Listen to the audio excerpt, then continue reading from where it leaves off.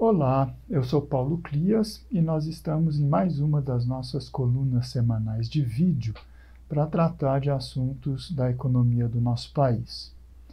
Bom, hoje é dia 1º de abril, né?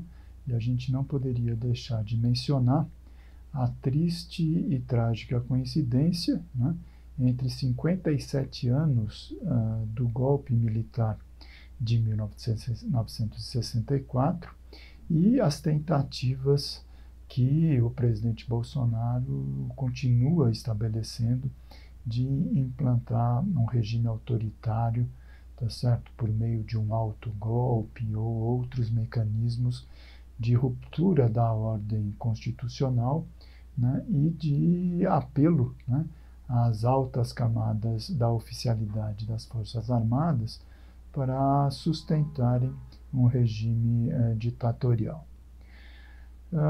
Em meio a essa crise política, tá certo, que o país está atravessando essa semana, e para além de todas as práticas de um verdadeiro genocídio que esse presidente está implantando há mais de um ano no nosso país, a gente está superando a marca dos 320 mil mortos pela Covid, o que é uma loucura. Mas no meio dessa confusão toda, o Congresso Nacional, finalmente, com 3 meses de atraso, votou o orçamento para 2021.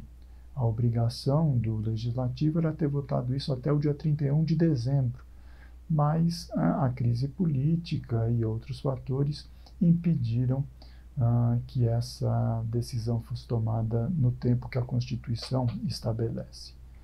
Pois agora, uma vez votado, né, na correria, tá certo, sem o menor respeito, né, às preocupações que o país merece, que a nossa população merece, começa um debate a respeito de um suposto crime de responsabilidade caso o presidente da República leve à frente tudo aquilo que deputados e senadores votaram, tendo por base justamente uma medida que o próprio governo encaminhou.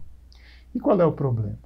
Esse orçamento, assim como o do ano passado e os anteriores, eles foram todos balizados com base na chamada Emenda Constitucional número 95. Aquela herança maldita, tá certo, que o Temer e o seu ministro da Fazenda, Henrique Meirelles, deixaram para o país, e também para o governo Bolsonaro e para o Paulo Guedes. Por essa emenda constitucional, o Brasil fica proibido de ter aumentos nas despesas orçamentárias por 20 anos, o que é uma loucura. Até 2037, chuva ou faça sol, você pode ter aumento da receita, você pode ter crescimento do PIB, você pode ter necessidades emergenciais de aumento de recursos para a saúde, por exemplo, em função da Covid, ou de recursos de benefícios assistenciais, como a necessidade do auxílio emergencial para essa crise, mas pouco importa. O governo, o Congresso, não poderiam aumentar as verbas. E aí o que acontece? Quer dizer, são 4 anos de queda na atividade econômica, de queda no PIB, portanto de queda na arrecadação, mas o país precisa gastar mais. Esse é que é o fato. E precisa gastar mais não com aquilo que o Congresso votou ou que o projeto do governo apresentou. O governo queria reduzir todas as verbas, menos a verba para os militares, Ministério da Defesa. Vocês imaginam o porquê. E o Congresso, né, onde a maioria fisiológica do Centrão não é bobo nem nada, aproveitou carona disso e aumentou também as verbas das emendas parlamentares. Ou seja, com isso, todos os recursos para saúde, para educação, para investimento, para saneamento, para pessoal, enfim, todos, menos defesa e menos emendas parlamentares, sofreram a redução. No momento em que a gente precisaria exatamente o oposto. Tá certo? A gente está passando por um momento difícil, a gente está passando por uma recessão. O que o governo precisa é, primeiro, revogar essa emenda constitucional número 95 para ter liberdade, finalmente, para fazer um orçamento de acordo com as verdadeiras necessidades do país e da maioria da população, ou, se não tiver coragem política para isso, fazer o que fez no ano passado. tá certo? Quer dizer, por meio de decretos extraordinários, ou mesmo por meio da prorrogação, né, do estado de calamidade, cria as condições políticas, as condições jurídicas, as condições constitucionais para driblar esse engessamento da emenda 95 e promover os aumentos necessários. O problema é que o Paulo Guedes, o super-ministro da Economia, é contra isso. Paulo Guedes morre de medo de continuar fazendo aquilo que ele prometeu que nunca mais faria, que é apresentar o país com déficit público. Ele chegou como paladino da austeridade, ia resolver todos os problemas de endividamento, de déficit, etc.